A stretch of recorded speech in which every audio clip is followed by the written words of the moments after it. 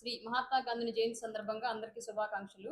ఈరోజు ఈ మీడియా సమావేశం యొక్క ప్రధాన ఉద్దేశం గత పాలకుల యొక్క 5 ఏళ్ల కాలంలో ఆంధ్ర రాష్ట్రంలో సనాతన ధర్మము మరియు హిందూ మతం మీద జరిగినటువంటి దాడి, వీటన్నింటికి సంబంధించి రాష్ట్రంలో ఎన్ని దేవాలయాల మీద ఎట్లాంటి దాడులు జరిగాయో మనందరికీ తెలుసు. గత 5 ఏళ్ల పాలనలో ప్రజాస్వామ్యంలో ప్రజా ప్రతినిధులుగా ఉన్నవాళ్ళు ఒక మతాన్ని కొమ్ము కాస్తూ పరాయి మతాన్ని హింసించకూడదు అనేది చెప్పదలుచుకొని, అలాగే అంతర్వేదిలో రథం తగలబెట్టినా మనకెందుకులే అనుకున్నాం. దుర్గగుడిలో వెండి సింహాలు పోయినా మనకెందుకులే అనుకున్నాం.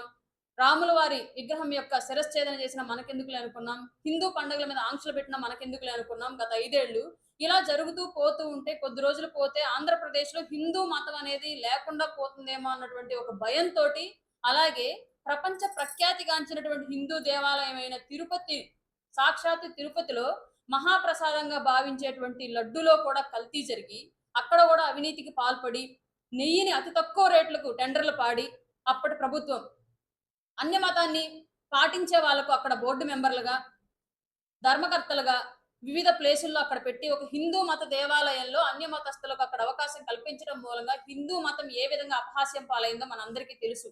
దాంట్లో భాగంగానే తిరుపతి లడ్డు కల్తీ జరిగిందన్న విషయం కూడా మనందరికీ తెలుసు. దానికి ప్రాయశ్చిత్తంగా గౌరవ ఆంధ్రప్రదేశ్ రాష్ట్ర ఉప ముఖ్యమంత్రి వర్యులు పవన్ కళ్యాణ్ గారు చేపట్టినటువంటి ప్రాయశ్చిత్త దీక్ష 11 రోజులు ముగించుకొని నిన్న ఆయన కాలి నడక మార్గంలో తిరుపతి చేరుకొని ఈ రోజు దీక్ష విరమణ చేస్తున్నారు. అలాగే రేపు తిరుపతి వేదికగా చేసుకొని వారాహి సభ కండక్ట్ చేయబోతున్నారు.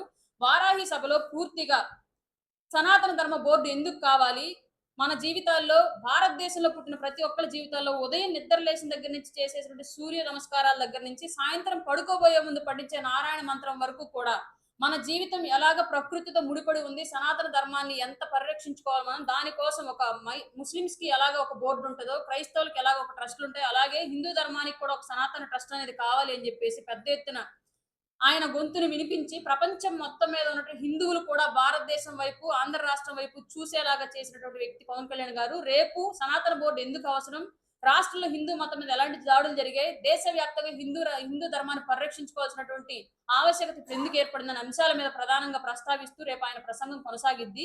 కాబట్టి పార్టీ ఇచ్చిన పిలుపు మేరకు గౌరవనీయులైన శ్రీ మాగుంట బాలినేని శ్రీనివాసరెడ్డి గారు ఒంగోలులోని ప్రధాన కూడళ్లలో రేపు ఎల్ఈడి స్క్రీన్లను ఏర్పాటు చేయబోతూ ఉన్నారు. ఆయన ప్రసంగాన్ని పూర్తిగా హిందూ మతాన్ని ఆరాధించే వాళ్ళు, అలాగే తమ మతాన్ని తాము పాటిస్తూ పరాయి మతాలను గౌరవించే ప్రతి ఒక్కరు, అందులో ముస్లింలు ఉండొచ్చు, క్రిస్టియన్లు ఉండొచ్చు, జైనులు, బౌద్ధులు ఎవరైనా ఉండొచ్చు, కానీ మీ మతాన్ని మీరు పాటిస్తూ ఇతర మతాలను గౌరవించే ప్రతి ఒక్కరు కూడా రేపు ఆయన ప్రసంగాన్ని వీక్షించి పెద్ద ఎత్తున ఆయన మనోగతం ఏంటని అర్థం చేసుకోవాలని ప్రతి ఒక్కరిని ఈ మీడియా సమావేశం ద్వారా తెలియజేస్తున్నాం.